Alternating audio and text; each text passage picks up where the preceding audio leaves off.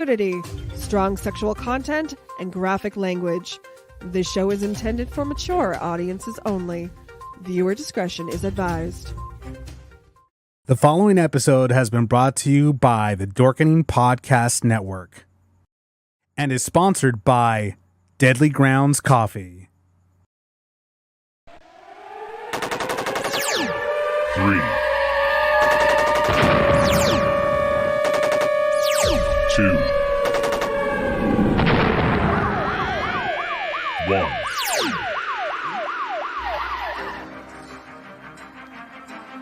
And now, you're tuned into the Navarro-Miller Report, featuring the hottest in news, entertainment, sports, and all those topics for the mainstream audience. The Navarro-Miller Report. Examine your reality. What's up, everyone, and welcome to the Navarro-Miller Report. I'm your host, Dave Navarro. And I'm Jeremy Miller. And I'm looking all weird like right now. Like, what the hell is going on with me? Hi, everyone. Oh, there's a camera right there. Okay, cool. So, wanted to welcome everybody to another wonderful episode of our podcast. And Jeremy, how you doing? Doing okay, man. Doing okay. Excited. We got football back. So very excited. Dude, my man, Monday was like hilarious. I mean, Josh, your brother. Oh my God, why are you guys going so fast with the freaking fantasy football? It's too much. You know, it's my favorite time of the year, fantasy football time. It's my time to, put you in your place and let you know where you stand, which is, behind me in the pecking order. And then you wake up. That's beautiful that you have dreams like that. It's good to strive for dreams because when I'm champion of the league, as I, meant to be, I will be lowering this over you.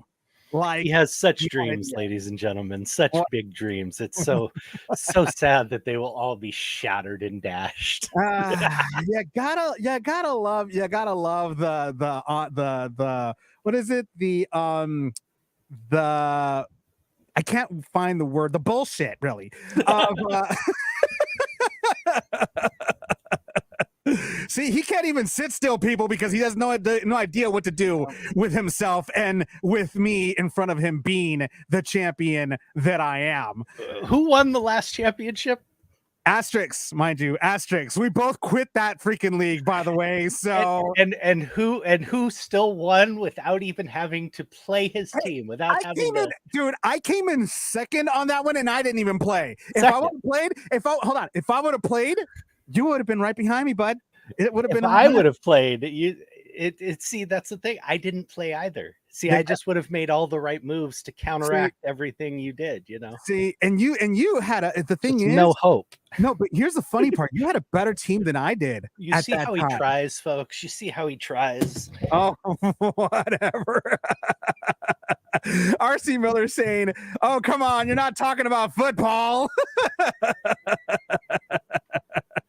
Of course we are. That's part of what the show is. You must be new. It's okay though. We'll forgive you. Wanted to welcome everybody to the Navarro-Miller Report, and as habit would be, we as usual, for those of you that are brand new to the show, I go ahead and make Jeremy watch a couple of blind react TikToks so that we could go ahead and really get the show on the road. So here's one for you. Now, this has to do with two rival pizza companies and a little prank that was, I guess you might call a wrong number dial. I don't know. Check it out. Hey, John, welcome to get started for you today. Come again? Wait, what? Hello? Thank you for calling Papa John's. What can we get started for you? Would you like to try our large one-topping pizza for $7.99? No, this is Domino's Houston. Domino's. Ours it's actually $6.99. It's not Papa John's. This is Domino's Houston. You're selling a large one-topping pizza for $6.99? Are you fucking kidding me? And a 2-liter. Are you fucking kidding me? Are you trying to uppercut our prices? Is that what you're fucking doing? And you called us? Wait, this is Papa John's? Fuck you, Domino's. Your pizza tastes like fucking Papa John's, bro. I got fired from Domino's. Domino's. They're not loyal Yeah, to their because you couldn't make customers. it. Because you couldn't make it. You're a Pull up! subpar Pull fucking up on us pizza then. salesman. Pull bro. up!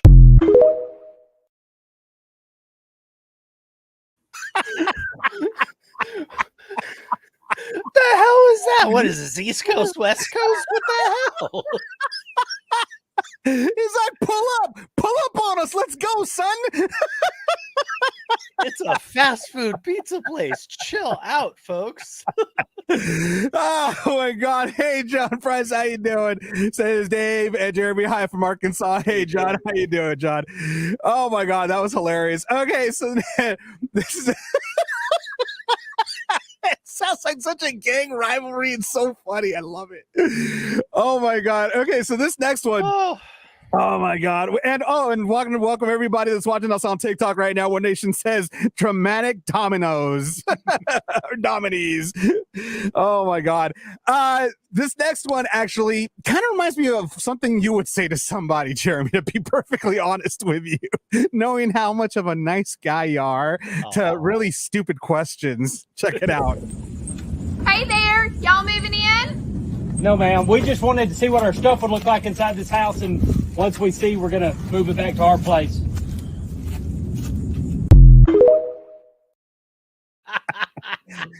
That would so be something you would say to somebody, like, all the way. I'm guilty, absolutely. Hey, Lincoln Bevers, actor Lincoln Bevers is saying, "What's up?" Hey, Lincoln, how you doing, man? Oh that my was God, too funny. That honestly, I wanted to be at the end of it. Like, here's your sign, dude. When I saw that, I was like, "Yeah, that's Jeremy. That's all the way him." in a heartbeat. Oh, in yeah. a heartbeat. He would definitely go ahead and say something Oh like, man, I would not have Mark. high hopes for my new neighbors after a question like that. No, you'd get a lot of dog duty on your front porch, that's for sure.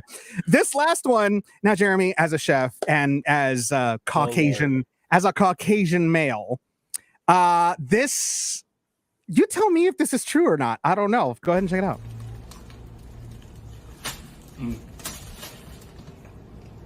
Mm-hmm.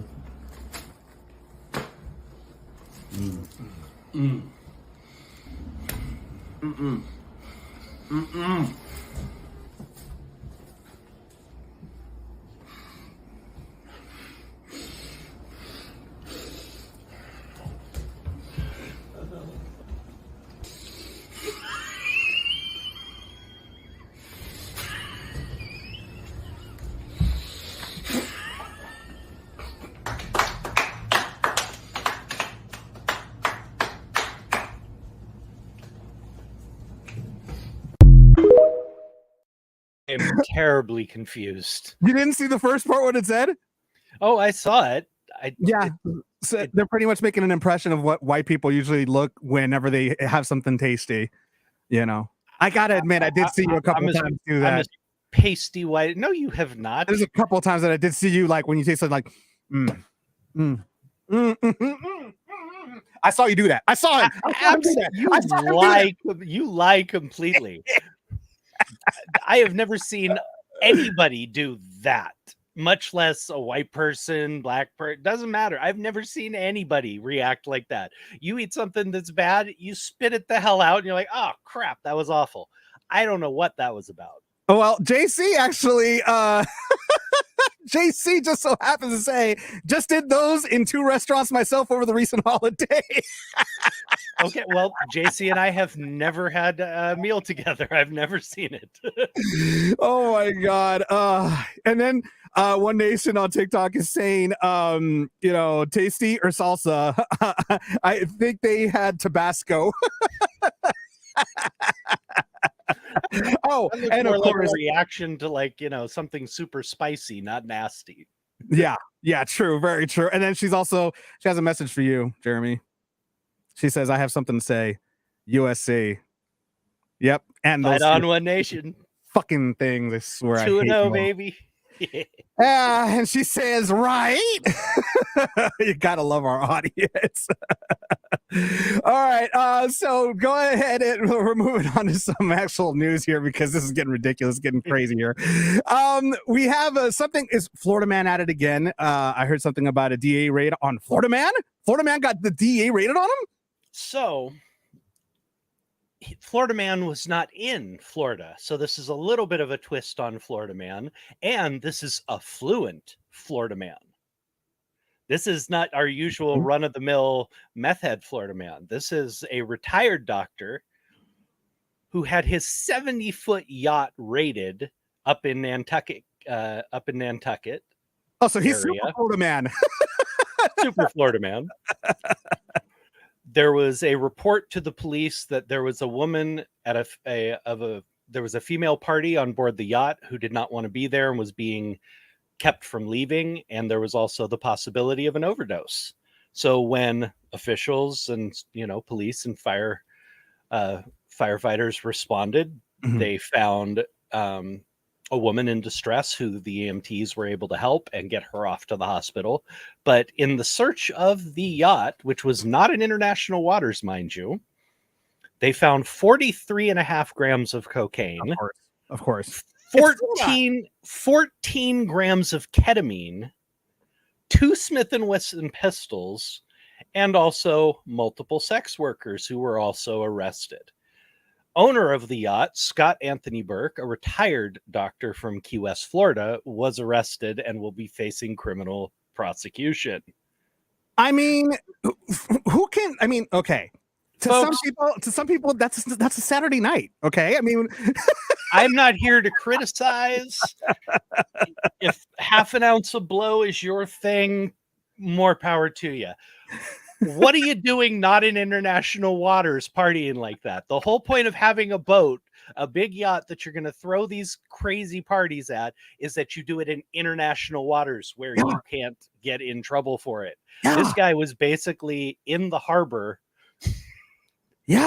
And got busted. These are people not using their brains. I mean, I'm sorry, but if you're a rich man and a smart man, if you're going to do criminal crap, use your brain. Do it in international waters, damn it. Be smarter than that. We got Meg from Tallahassee. Of course, she's from Florida. She's like, oh, fuck, another Florida man, bro. We need to fucking chill out. Holy shit. At least it was a fluent, Florida man this time. Oh my God. I can't with these people anymore. Like they make it so easy for us. They do. They really bless their heart. They just make it so freaking easy for us. Now that goes for, oh man, your stories. I gotta tell you, I love where you find some of these. We got a daughter dials DUI favor. What the freaking hell?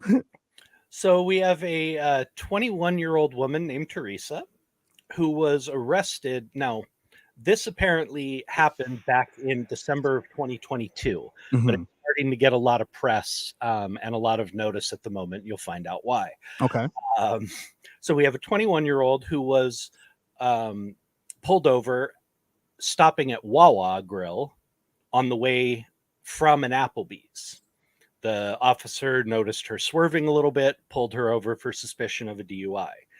She claimed, like everybody does, that she only had one drink, even though the reason they were responding was her car had been reported hitting a light pole and zooming off.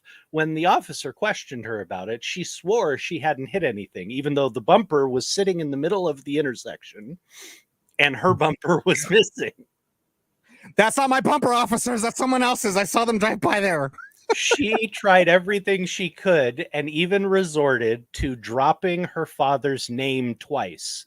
Her father, who is a sheriff for the local county police. Well, they called her father. It didn't go the way she thought it would. Hold on. I bet you anything. He picked up the phone and was like, new phone, who dis?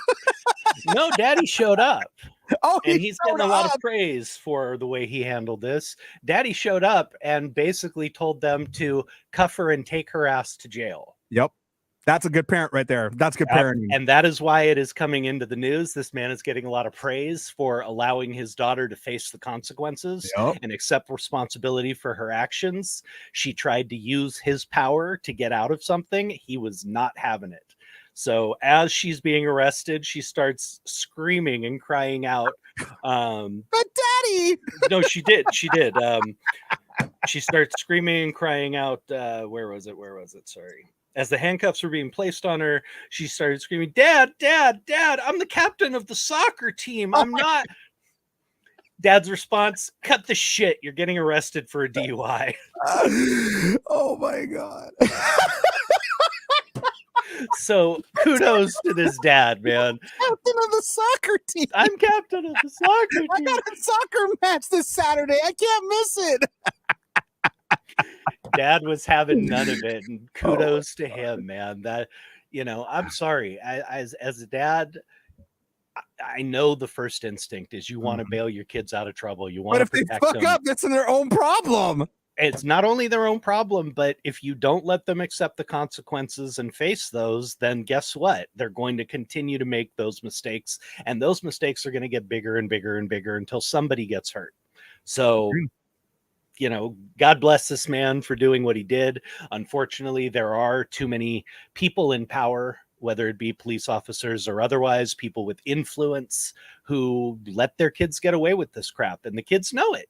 They know that they can just drop daddy's name and everything's going to be fine. So God bless this man. One of the comments on the TikTok chat, One Nation actually said better than her unaliving somebody, and then 1 day in jail better than life. Exactly. And that's actually something that my dad, and I've told you what my dad has always told me this whenever he punished me as a kid, whenever he whooped my ass for doing something stupid, he would tell me, he's like, son, I'd rather punish the boy of today. Takes the kid, because I even heard about this one, and I'm sure many of our viewers probably have heard about this one, but I'll let you take this one, Jeremy. So this one is definitely going into our Hall of Fame. I think this is right up there. I think this is right up there with Florida man who had called the police because his meth wasn't pure. And he wanted to file charges against his dealer. I think this is really right up there. So we have a man in Nebraska who was busted driving on the wrong side of the road after calling the police to report someone on the wrong side of the road. He was so messed up that he was reporting the legal drivers coming towards him, flashing their brights and honking at him. Oh my God. He reported them. So the cops came out and were like, wait a second, you said you're driving this car. They literally pulled him over and he realized what he had done. Oh my God. The driver said he had his brights on me, man. He almost rode me off the road. The police asked him, well, why do you think he did that? And the guy goes, yeah, because I was on the wrong side of the road. Oh my God. So the cops asked him if he was the one that called earlier. And the man said, yeah, because I thought somebody was on the wrong side of the fucking road. The officer responded, turns out it was you. No, and then I heard in the tape, he actually said, he's like, I'm a fucking idiot. He actually said that in the tape. He said what we're all thinking. I lost it when he said that. I was like, yep, you sure are. Calling 911 on yourself is a new one. Oh my God.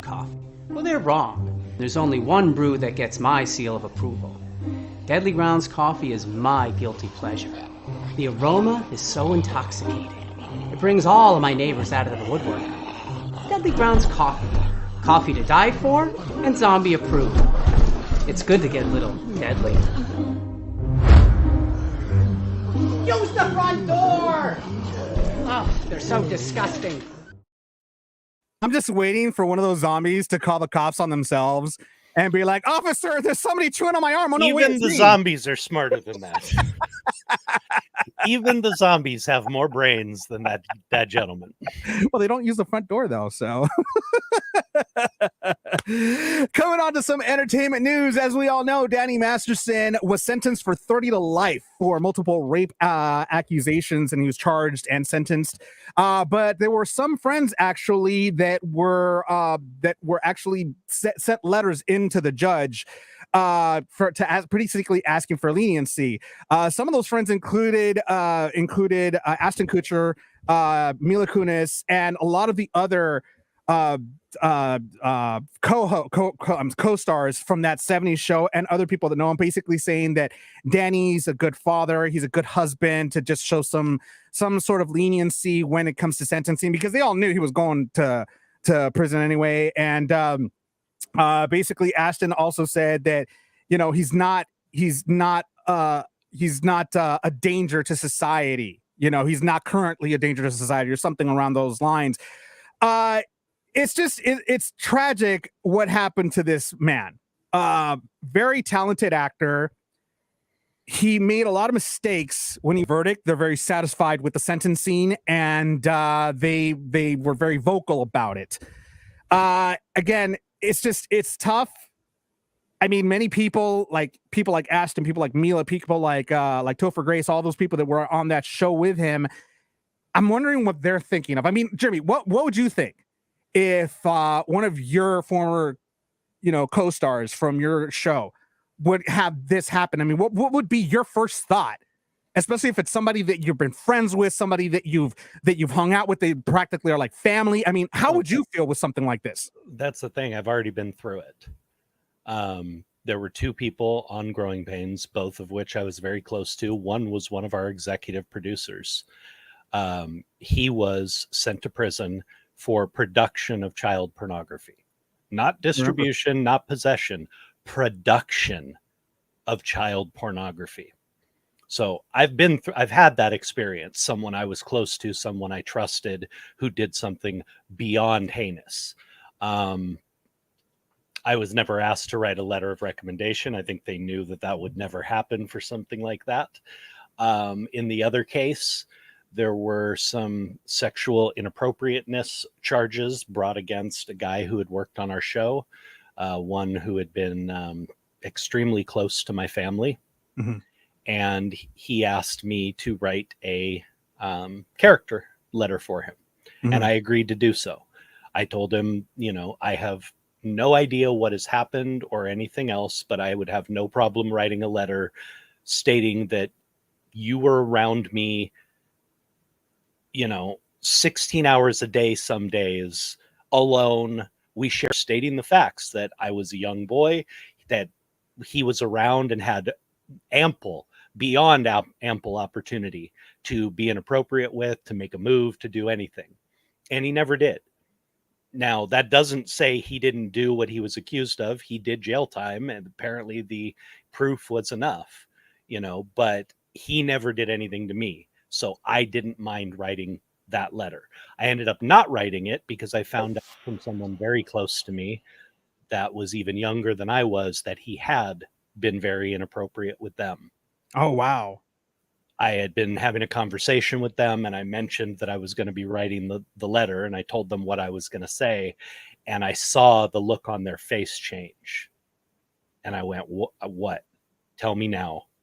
And he just looked at me and put his eyes down and said, he was really inappropriate with me a bunch of times and made a couple of moves on me and stuff. And so I didn't write the letter. I was very glad I got that information before I wrote the letter, and I vouched for this guy. So I can understand where Mila and Ashton and whoever else may have written him a character letter might be coming from. This is a different thing. This is something that happened long before. This does not excuse it. It does not make it okay, but it's a different situation than mine. It was something that with mine, it had happened recently. This was an ongoing problem. And at that point, I didn't feel like I could give this man a character letter or be someone who stood up for him. I can see how if somebody made a mistake a long time ago, no matter how horrendous, if they are truly a changed person, that their friends would still stand by them. Yeah, and that now was the time to go ahead and say, you know what? Everybody's got to pay the piper, and you just did. And now you're paying for it 30 to life. Yeah, I mean, and it's brutal, and I truly hope he is a changed man. I hope he feels, some serious remorse over what he did, and he's going to be paying a very heavy price for this. His lawyers, as all lawyers, do, claim that they have plenty to appeal on, and they've already had so many lawyers look over the case, and the judge made mistakes on this and that and the other. It's the same thing the lawyers always say. They have to say that, they have to file the appeal, but the evidence seemed pretty damning, and it looks like he's going to be paying a very serious price. And that's the truth. I've said this always. I told my boys this their whole lives growing up. You can do whatever you want in this life, absolutely anything. You can kill someone, you can rape someone, you can do anything you want in this life. Are you willing to pay the consequences and the price? And that's the fact. I mean, you can do whatever you want. There are consequences. It doesn't make it okay. It doesn't. But in this life, we can do whatever we want. You can go out and go on a killing spree. You can go out and do whatever you want. You're going to have to pay a price. And Danny's paying it now. Oh yeah, most definitely. Carl is saying somewhat like Stephen Collins of Seventh Heaven. That one's another one. Yeah, that one shocked the hell out of me because he was around a lot of children. That's a scary thought to have that type of a predator among a bunch of those little kids around him. That I was like, you got to be kidding me. And unfortunately, people with that one, as far as I know, didn't acknowledge the warning signs, I guess, because a guy who would do that anymore. Agreed. In other entertainment news, now this topic really pissed me off. Now, normally, I like Bill Maher. I think he's very funny. I think a lot of the topics that he talks about have a lot of merit. They're very funny, controversial, whatever you like. But this one in particular was beyond stupid. He goes on a podcast and he makes comments about the Writers Guild of America strike. He goes on to say they're asking for a lot of things that are like kooky. What I find objectionable about the philosophy of the strike is it seems to be they have really morphed a long way from 2007 strike, where they kind of believe that you're owed a living as a writer and you're not. This is show business. This is the make or miss league. Now, my response to that is, well, Bill, the same can be said about your rhetoric bullshit that you keep on just sitting there looking at a camera and talking. I mean, in my opinion, you believe that you're owed a living as a host sitting on a chair reading the crap that you and your writers write on a weekly basis. You believe you're owed a salary. And guess what? You are, because you're entertaining. But a lot of the shit that you write or that you read comes from writers. And guess what? That's in front of the cameras. Well, Things that people are watching. This is the entire point. And this is what I've been saying from the beginning. Without, as important as every single job in a production is, get paid enough, they are earning these companies millions and millions and millions of dollars. If it's so easy to go out and get another good writer, go find one. There are a lot of shitty scripts out there, tons. Be my guest. See how many people want to come see those films.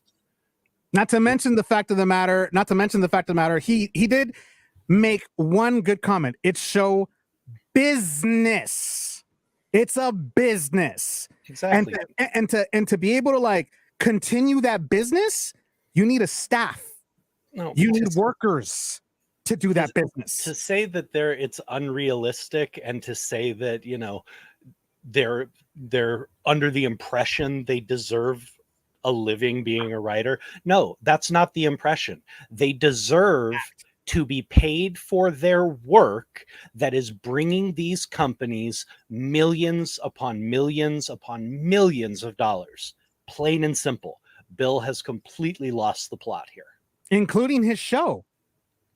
Because I know Bill, he writes a lot of his stuff, but he has a staff regardless. because he doesn't have time to do the it. best hosts have writers. Now, the Jimmy Kimmels, the Fallons, even Carson and those guys. I mean, they were brilliant and they did their own stuff. A lot of their material is their own. But there are a lot of writers who got very famous, who made a lot of money, and who were able to project those careers forwards as writers because they were so esteemed as writers for these top comedians and these top show hosts. I know Bill probably writes a lot of his stuff, but he still has writers. One place that probably like shut down. It's okay. No problem there. We're streaming live on YouTube, TikTok, everywhere. So we're good.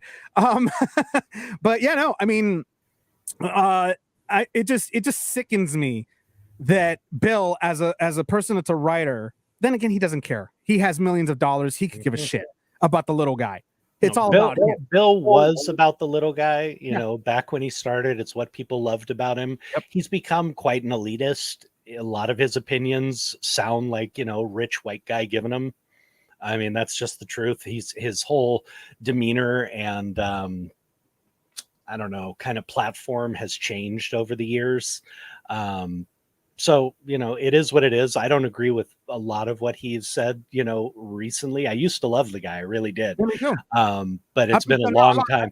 It's been a long time since I've actually paid attention, to his show, because honestly, he's changed an awful lot. And, or at least his show has changed, and his focus, his opinions, and the things he tries to get across have definitely changed. Yeah, no, I've lost complete respect for him. After these comments, I've lost complete respect for him. I will never watch another Bill Maher show. And I, invite everybody to boycott Bill, Real Time with Bill Maher, because if he thinks that writers, aren't owed anything, then guess what, Bill? Neither are you.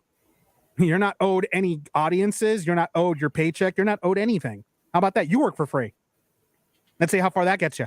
So that's man, I was so, when I saw that, I was like, oh, I gotta talk about this. That just angers me, because I'm a writer. I'm a writer. I know, brother. So it's like, are you freaking kidding me right now? Are you actually seeing people came out, and said this? So he at least took accountability and went ahead and apologized to any staffers he might have, wronged or whatever. Granted, I hear the hushed tones of the publicists telling them to do so, but I mean, that's just my guess here. What do you think, Jeremy? Well, I'd say that's probable as well. I have a little bit different of a take on this. I grew up in a different era on the sets, and people need to toughen the hell up. Those shows have always been cutthroat. I mean, always, because it's always about who's got the next idea, the next skit, the next bit, whose lines and jokes are going to be used. It is a cutthroat business. And you knew this going in. All these people, I had such mental stress over it. And they're looking for a cash cow. Who freaking who? Yeah, they're seriously, you are in a high pressure, high stress business where you literally have to come up with brilliance on a daily basis. You chose that job. You got into this career. Now, does he have the right to just be berating people left and right and everything else? No, of course not. But is that uncommon on a set in a high pressure situation like that? You go to a Fortune 500 company and go F something up for them and see if your superior doesn't rip you a new one. Okay, this is not really that new. And I've told you, I mean, a lot of people, well, I can't say a lot of people, Joanna Kearns, who was played my mom on Growing Pains, had a lot of issues with the way our director would treat some of the guest stars. I didn't have much of an issue with it because he was very good to them as long as they did their job.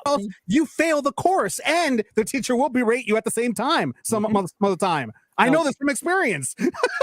Like I said, I mean, no one else ever voiced any issues about it. And I personally thought he was not that out of line because it only happened to, guest stars who were unprepared. People who came on and instead of doing their jobs were too busy over by the craft service table, chatting with people, too busy on their phone, talking with people, that was the stuff he couldn't tolerate, and he would go off, and I never saw it as inappropriate. Some people did. And times have changed. But seriously, if you're going to be in a high pressure business, you need to suck it up seriously, because that's the nature of these type of jobs. You have to bring it every single day. And that is a lot of pressure. Go ask the people who worked for Steve Jobs and worked at Apple during the 107-hour weeks and stuff like that. Now, you choose a high pressure industry, and then you want to bitch that you're under too much pressure. Now that is the pure definition of showbiz. That is show business right there. High pressure situations all the time. I mean, that's just the way it goes. If you're not prepared, they will recast and hire somebody else. That's just the way it goes. There's just no if, ands, or buts. If you don't like it, tough. You shouldn't have chosen this job. This isn't the job for you. Go work at a no offense to anybody that does call centers or anything like that, but go work at a call center. And even call centers are still high pressure too. I mean, even those are high pressure. Mm-hmm. But it's the time. They're constantly making sure that he's doing the job that he was hired to do. Mm-hmm. And if he can't do it, there's thousands of others that are lining up to go ahead and take his place. So they want to be confident that he knows how to handle his team. Just like Jay Leno did, just like Johnny Carson did. All of those guys before him, they all knew how to handle their team. And if you can't handle your team, then Jimmy seems like a nice guy, but and because I think he seems like a nice guy, people probably think they could walk all over him because he's a nice guy, because he looks like he's a nice guy and he looks like somebody that wouldn't fight back. So that's why it was shocking to me when I heard this. I was like, really? Jimmy Fallon of all people? The guy's like the nicest freaking dude. He's, every single celebrity that's come on the show has said nothing but great things about him, saying that, oh my God, the difference between you and other late night show hosts is that you actually enjoy, having us and are cool with us and have like a fun atmosphere, instead of being so serious. I hate to bring this up, but to make a comparison, that's the thing, is you just never know how people are with their staff. Don't judge someone on how they treat their equals. Treat them on how, judge them on how they treat the people below them, on the ladder. Yeah, well, look at Ellen DeGeneres. That's what I was bringing up. Yeah. Every celebrity who ever went on there had nothing but rave things to say about her and how wonderful. And her crew was ready to quit en masse, at one point, because it was so miserable working for her. So you just never know. I mean, that's the truth. Performers are paid to perform. And, the truth is we're good at putting on the mask. This as well. Basically, we all have our moments where we get plastered drunk. I mean, I've had my moments and we all act up. Robin's case, he was filmed the entire time. He was stumbling. He almost fell over a potted plant. And his girl was trying to kind of keep him in line. And she's like, Robin, oh my God, you're so messed up. I mean, you're completely messed up, saying a bunch of saying these things while they were filming. And she was like, that's embarrassing. This is embarrassing. They're filming us right now. They're filming it. She's telling him this. And he's just all smiles. Just trying to grab his phone, kind of being a little bit aggressive towards her, not physically trying to grab her, and not just playfully just trying to grab his phone and everything. And finally their Uber gets there, and he's got her on a grabs her from the back as a bear hug and just walks her, just oh my God. She seems really annoyed by his actions so much. She was like, oh my God, I can only imagine what she told him this morning or what she told him on the ride home. Are you kidding me? All the cameras and you're acting the way you're acting. I mean, Jeremy, you have the floor. I mean, he's your friend, man. I mean, what do you have to say about this? Well, first of all, I have plenty of experience with this. As you know, my beautiful Joni is the sweetest person in the world. Yep. But,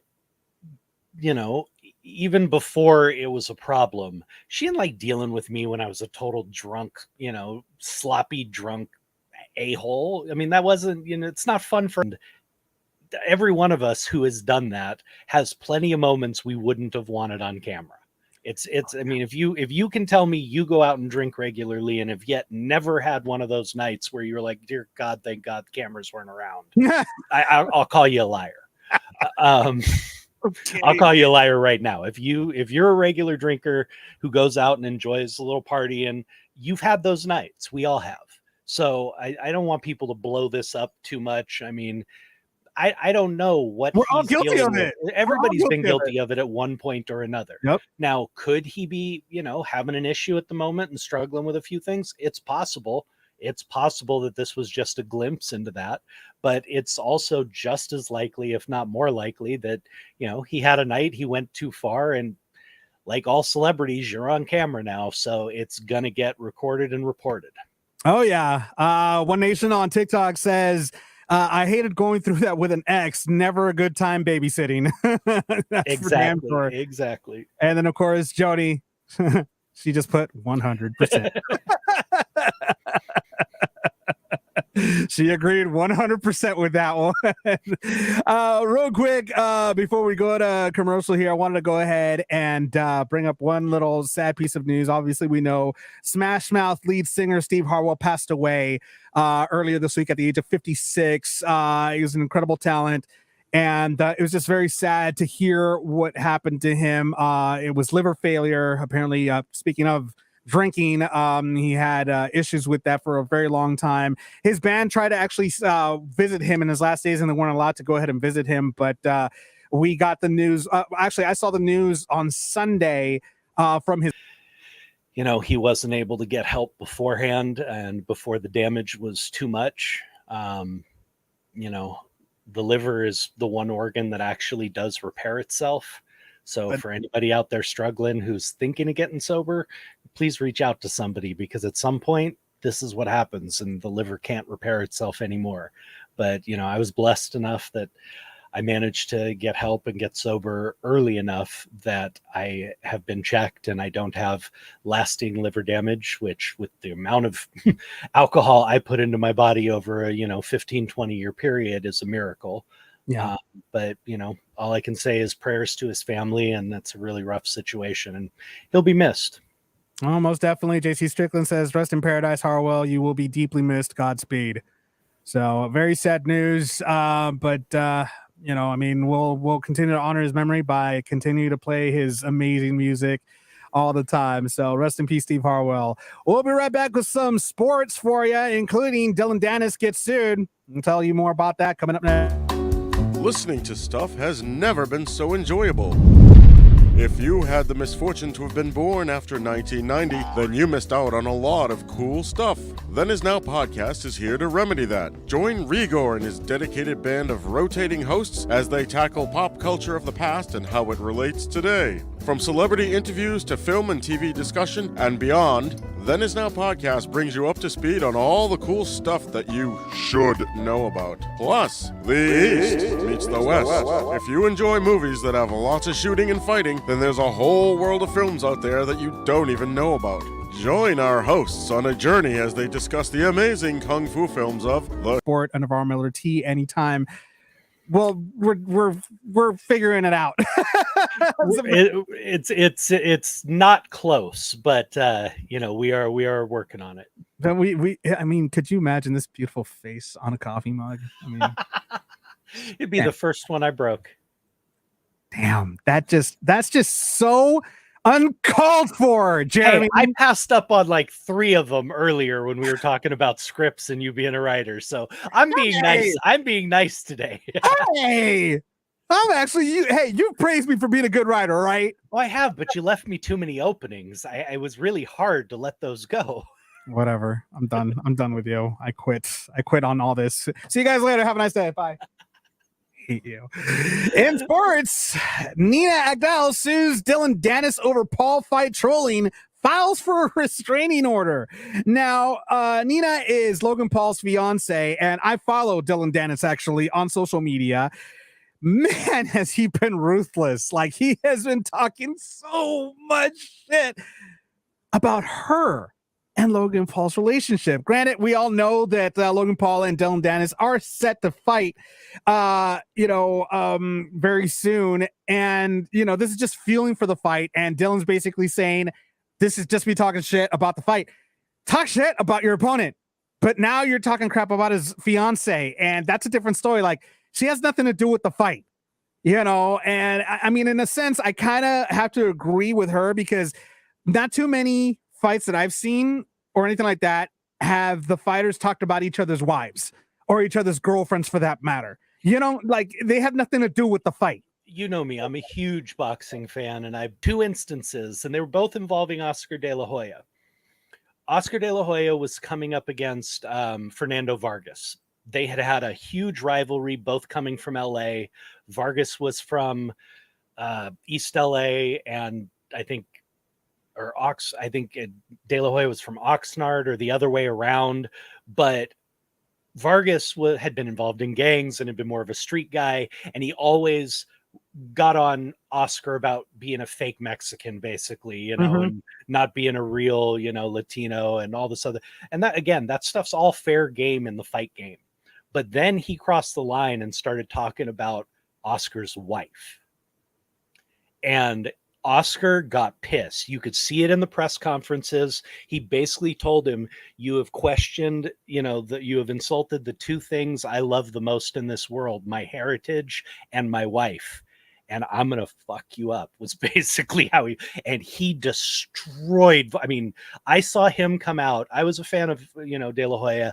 I saw him come out with a fire I had never seen him come out before. I mean, he reminded me of like Camacho and those guys back in the day. He was on fire. And then Ricardo Mayorga, who had a big mouth anyway. This guy loved to piss people off and then get his butt kicked in the ring for it. But he actually made really derogatory comments directly about Oscar's wife and like him, him screwing her and all this other. I mean, he got real. Was this Shayna Moakler? It might have been. I think that during that time he was married to Shayna at that time, I believe. I don't know. This would have been 15, 20 years ago when he was really in his prime. But I mean, it's her. She's the one that's suing. The reason why, actually, there is a reason why to that, actually. According to TMZ, it says Agdal added in the suit that many of Dennis's other posts have upset her, including a tweet he made on August 28th that she says showed a video of her from more than 6 years ago where she talked about, quote, her desire for intimacy during a period of celibacy. She claims in the suit that the vid had been stored deep in her Snapchat archive, quote, suggesting Dennis had hacked her personal account or had obtained the private video from someone who had done so. She's asking for unspecified damages in the suit, but wants no less than $150,000 per violation of the federal law prohibiting the sharing of intimate images. So that's mainly why she's asking for that lawsuit. I mean, I don't know. And then this is a new law that's out there, and there was actually just a major case about this within the last month that was decided, and a woman was awarded like $100 million against a man who had spread her intimate pictures all across the internet. So if this was an actually intimate picture, a boudoir photo, a lingerie photo. No, it was a video. It was a video just her saying that, Then this is not an intimate photo that would qualify under that law.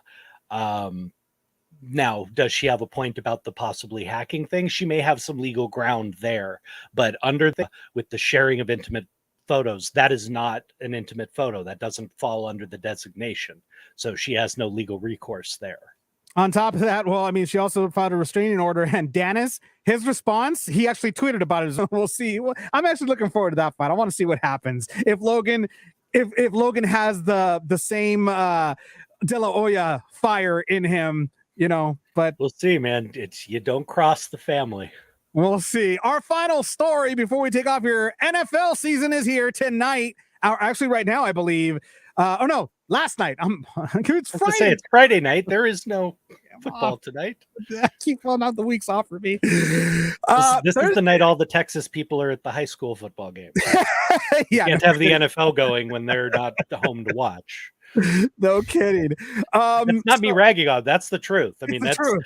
high school football on Friday nights is religion in Texas. Well, that's why they had the TV show Friday Night Lights. So last night was a shocker. I mean, not to you, but for many people, it was a shocker that Kansas City lost by 1 point against Detroit. By 1 point. That was just by 1 point. But still, that still speaks volumes on how Detroit performed, though. I mean, against a championship caliber team such as Kansas City. No, it definitely does. As you and I talked about a little beforehand, Detroit really kind of came on strong at the end of the year last year. They only missed the playoffs by one game. If they had won one more game, they'd have been in the playoffs. This is a team that it hasn't won a home opener in 6 years. Yep. Hasn't won their opening game in 6 years. This is huge for this franchise. And to do it against the defending world champions was gigantic. Now, again, you got to temper it a little bit because Travis Kelce, the man who Kansas City's offense revolves around, who every play goes through in some form or fashion, was unable to play. Yep. And 3-4 years after that, you're going to get the top picks. You're going to get all the advantages. And it makes for some, more interesting football rather than watching the same three teams, dominate every single week. So I thought it was a great game. I watched the whole thing. It was a lot of fun. And, again, I don't like taking anything away from Detroit, but DeVarius, I think his first name is DeVarius Toney, who was the receiver for Kansas City, had 4 dropped passes, 4 on the night.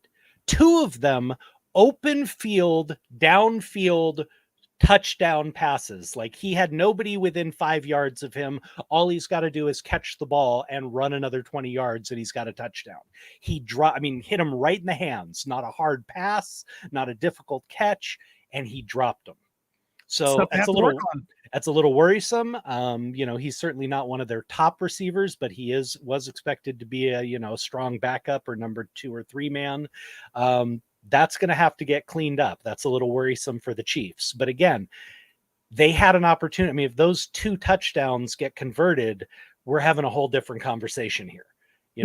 We're talking about how well Detroit played, but still lost. So. No, I have to agree. JC actually asked a really good question where the NFL is concerned, generally speaking, who are each of your top 5 teams? Now, JC, I don't know if you mean top 5 teams as far as our prediction for the Super Bowl or top 5 teams as far as favorite goes. As far as I'm concerned, I mean, my top team is always going to be Green Bay Packers. That's going to be my top team. Are they going to make it to the Super Bowl? More than likely not. They are in a more than likely not. They're top tier players throughout the year, and they're just rebuilding from this point up. So therefore, this is not their year. Probably next year probably won't be their year either, but give them a couple of years. We'll see what happens, in my opinion. Obviously, Kansas City is more than likely going to make the Super Bowl. San Francisco right behind them. I hate to say it, but probably the Jets. They have Aaron Rodgers and they have a lot of talented players on the Jets team right now. Detroit's looking pretty good. They're looking pretty hungry, and I hate Detroit. You know how much I hate Detroit. They're our rivals, but I got to give it to them. And then I think finally I would have to say with the Cowboys. That's some decent picks. I personally, as I've told you guys before, I don't really have an NFL team anymore. I was a huge Rams fan. Went to games as a kid, loved the Rams. Even though they broke my heart all the time.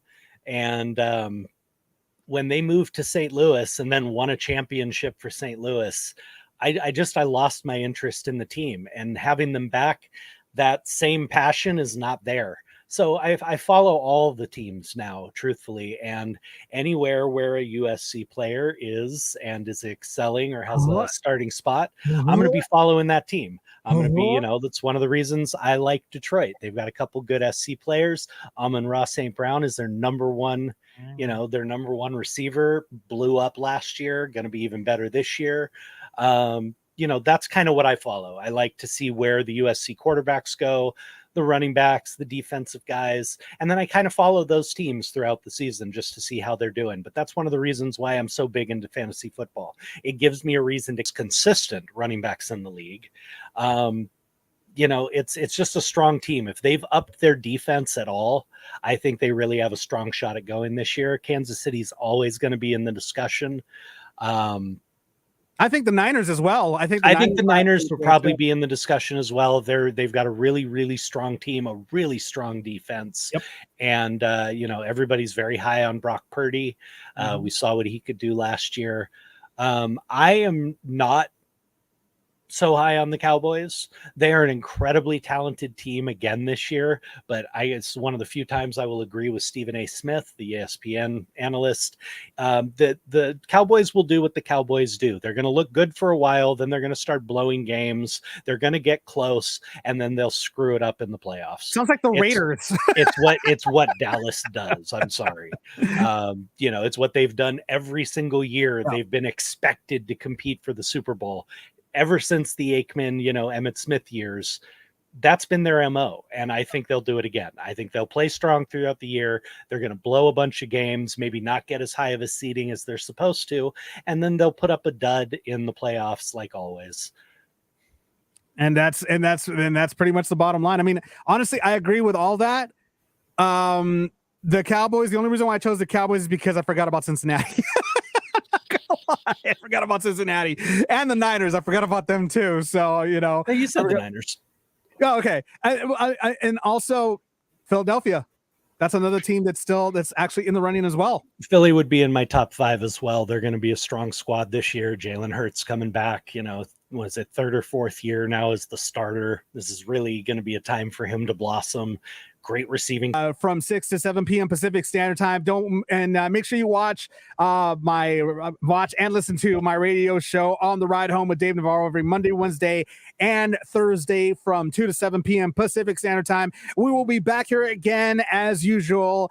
Apologies for last week not being here. We kind of had some technical issues on my end. Not this time, it was on my end, not on Jeremy's end. So we wanted to apologize for that. But we wish everybody to have a wonderful weekend. For that, I'm your host, Dave Navarro, along with this USC loving mother. And I'm Jeremy Miller. Fight on, guys. We'll see you guys next week on the Navarro-Miller Report. You guys have a great weekend. Bye.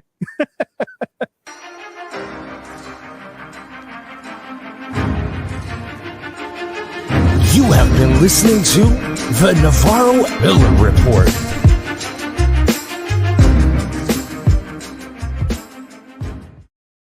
This episode of the Navarro-Miller Report was brought to you by the Dorkening Podcast Network and sponsored by Deadly Grounds Coffee.